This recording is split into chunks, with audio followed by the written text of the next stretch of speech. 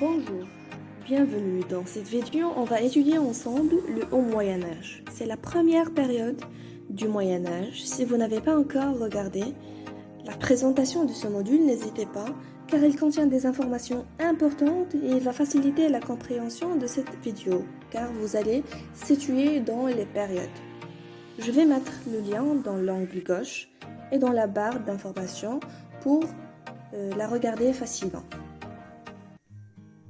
Alors, le Haut Moyen-Âge, j'ai fait deux parties. La première partie, c'est la dynastie mérovingienne et la deuxième partie, c'est la dynastie carolingienne. Alors, le royaume des Francs, on va parler des royaumes des Francs, c'est Clovis, c'est un roi. Les rois mérovingiens, ce sont les fils de Clovis. Des luttes dynastiques au roi fainéant, c'est-à-dire des luttes qui se sont dynastiques. En arabe, c'est Sulala. Au roi fainéant, ce sont les rois mérovingiens. Après, on va voir pourquoi on les a nommés rois qui sont fainéants, qui ne font rien, etc. On va voir par la suite.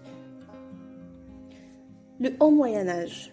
Le Haut Moyen Âge est une période qui va de l'émergence de la Gaule, des dernières décennies de l'Empire romain, jusqu'à le couronnement d'Hugues Capet.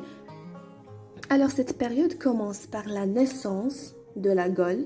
C'est en même temps que l'Empire romain est devenu faible, c'est-à-dire la chute de l'Empire romain. Ça, c'est la première partie du Haut Moyen Âge. Cette période-là va se terminer par le couronnement d'Hugues Capet, c'est-à-dire le commencement de la dynastie capétienne. Voilà ici, on a parlé de l'émergence de la Gaule, c'est-à-dire la naissance de la Gaule. Voilà ici la Gaule, c'est une région. Une fois on a parlé de la naissance de la Gaule, c'est-à-dire que l'Empire romain est devenu faible et elle a chuté. Elle a fait la chute. Clovis, roi des Francs. Au moment où Rome disparaissait, Clovis, un chef germanique, fils de Childéric, arriva à reconstituer en partie l'unité de la Gaule. Alors, au commencement, le Haut Moyen Âge, Clovis, un chef germanique, il a pu la Gaule. La Gaule, c'est une région qu'on a déjà parlé. Et il a fondé la dynastie la dynastie mérovingienne, appelée ainsi au nom d'un ancêtre légendaire. سمات هكذا على واحد الاسم ديال واحد la légende qui s'appelle Mérovée. C'est avec Clovis que la dynastie s'affirme. C'est avec Clovis qu'on a pu parler de quelque chose qui s'appelle dynastie.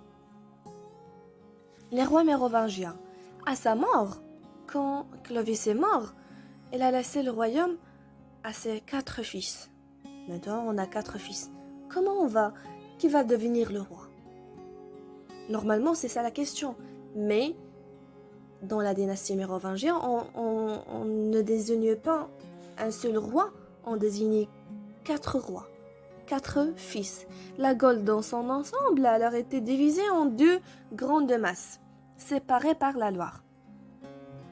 Et dans chacune de celles-ci, plusieurs lots furent constitués. On a maintenant 4 royaumes. On a 4 fils, alors on a 4 mamalik. Avec 4 capitales. Les capitales. Paris, Orléans, Rome et Soissons. La puissance des rois mérovingiens. Dans cette partie-là, on va parler de la puissance, de la force des rois mérovingiens. Ce sont les fils du roi Clovis. La division de l'héritage allait devenir la règle commune pendant les 250 où régnèrent sur la Gaule les rois mérovingiens. Alors, Taqsim al-Ins va devenir la règle, القاعدة الأساسية في هذه الفترة. C'est-à-dire dans cette période où va régner la dynastie mérovingienne. Ça va être la règle commune, il n'y a pas autre chose. Une fois le roi est mort, on va diviser l'héritage à leurs fils. Pourtant, la puissance du royaume franc s'accrut, va s'augmenter. Normalement, une fois on va parler de la division de l'héritage, فاش غنهضروا على تقسيم الإرث كيتبعها directement ضعف ديال الدولة. mais في الفترة الأولى ديال la dynastie mérovingienne, في la première période de la dynastie mérovingienne, on va voir la puissance de cela. Comment? Au XVIe siècle, la domination franque recouvrait un territoire beaucoup plus grand que celui légué par Clovis. في هذه الفترة في منتصف القرن السادس les fils de Clovis, les premières générations ديال Clovis, ils ont pu قدروا انهم ياخذوا واحد لو territoire اكثر من لو territoire اللي خداه Clovis, leur père. On a parlé de la force, maintenant on va passer à la faiblesse des luttes dynastiques au roi feignant. À chaque génération, des partages territoriaux renouvelèrent la carte du pays et se soldèrent par des cruelles luttes dynastiques. Une fois le roi est mort, on va repartager son héritage aux fils. Une fois un fils entre eux va être mort, on va partager entre les fils. De cette manière-là, la géographie de la Gaule va se changer. بعد هذا التقسيم دائما الخرائط كيتغير. On a 3 grands royaumes.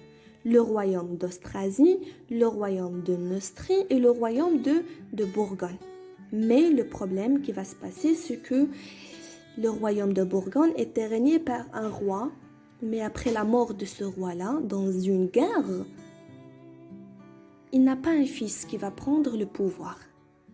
Alors le problème, c'est que le royaume de Neustrie et le royaume de Austrasie vont faire une guerre entre eux pour voir qui va prendre le royaume de la Bourgogne. Alors l'ishkal اللي كان عندنا هنايا في هذه la partie انه le roi ديال Bourgogne était mort et pour cette raison-là, il y a un problème. L'opposition entre les royaumes de Neustrie et d'Austrasie et leur lutte pour la suprématie allait constituer pour 2 siècles l'histoire mérovingienne. La faiblesse, comment la dynastie mérovingienne était devenue très faible, etc. Ces morcellements entraînèrent un affaiblissement du royaume. L'aristocratie terrienne profita de la faiblesse. Alors on a dit que des luttes, des guerres entre les nouvelles générations de Clovis vont affaiblir le royaume. Alors l'aristocratie, tabaqa l'aristocratia, ce sont les nobles, nobala, profitent. Ils vont arracher, ils vont enlever des privilèges, ils vont prendre des avantages. Premier avantage, c'est la confirmation de position. Ils ont confirmé ce qu'ils possèdent déjà. Deuxième chose, abolition. Ils vont annuler les droits intérieurs et pour cette raison, ils vont profiter de l'argent qu'ils vont donner normalement.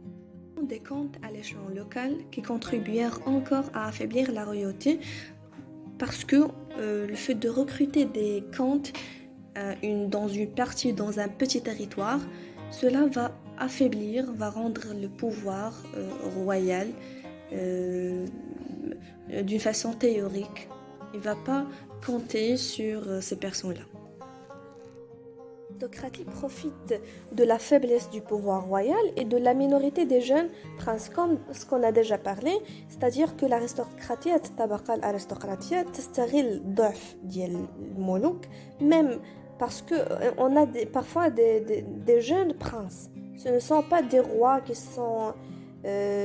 qui ont un pouvoir et qui ont une expérience. Ils sont des jeunes, ils n'ont pas d'expérience, etc.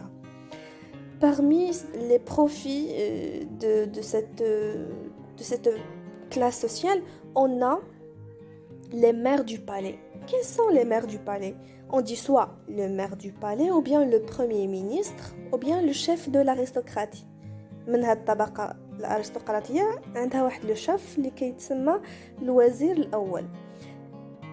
Quel est le pouvoir qu'il a? Il a un pouvoir comme pouvoir هي السلطة, comme le roi. عنده نفس السلطة الممنوحة للملك et parfois supérieure كتر. Il contribue à mettre en place ou à destituer le souverain. Il peut enlever le roi عنده السلطة أنه يعزل الملك. Pris romain, la direction des affaires est tentèrent de rendre leur charge héréditaire.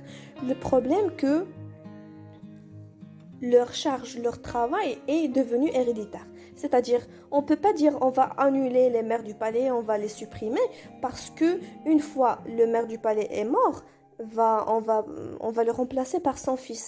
Ils sont devenus comme les rois. Ou là, les rois. On a le partage d'héritage des rois et le partage d'héritage des maires du palais.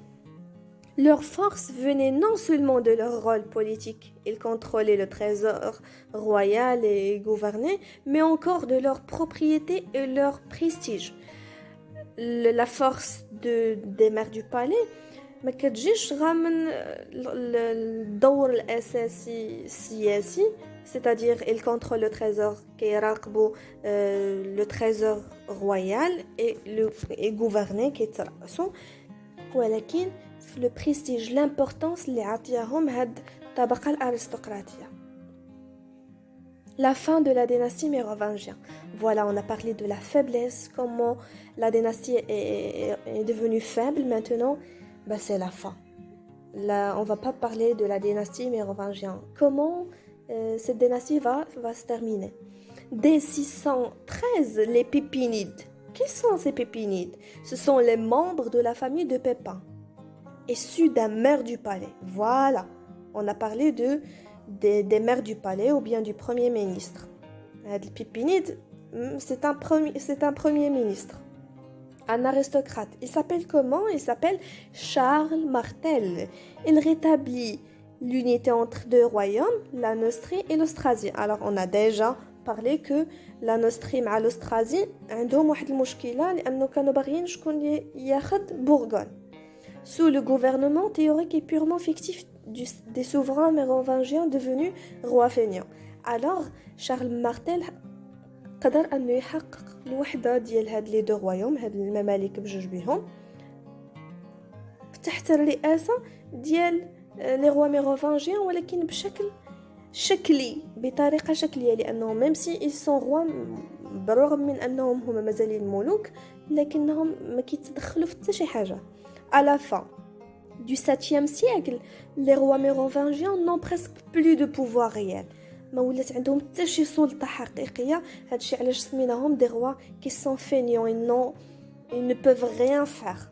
Même s'ils ne se succèdent jusque 1651 sans interruption et continuent à symboliser le royaume franc. لأنه بالرغم من أنهم ما تحيدوا بصفة نهائية حتى 1651, إلا أنه كان بقات عندهم مملكة رمزية.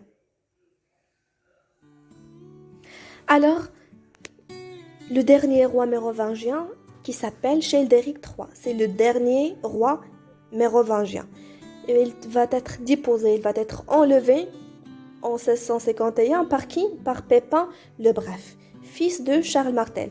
Alors Pépin le Bref, c'est le fils qui va enlever Childéric III en ayant l'accord du pape.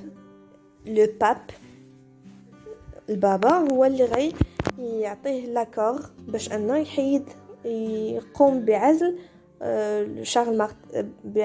Childéric III, pardon.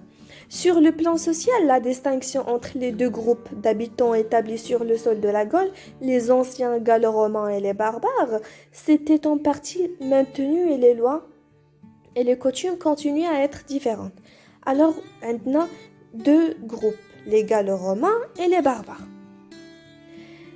Ce sont deux groupes qui sont tout à fait différents concernant les lois, concernant les coutumes, concernant aussi les régions, mais un seul facteur l'unifie. عامل واحد كيجمعهم اللي هي la religion chrétienne.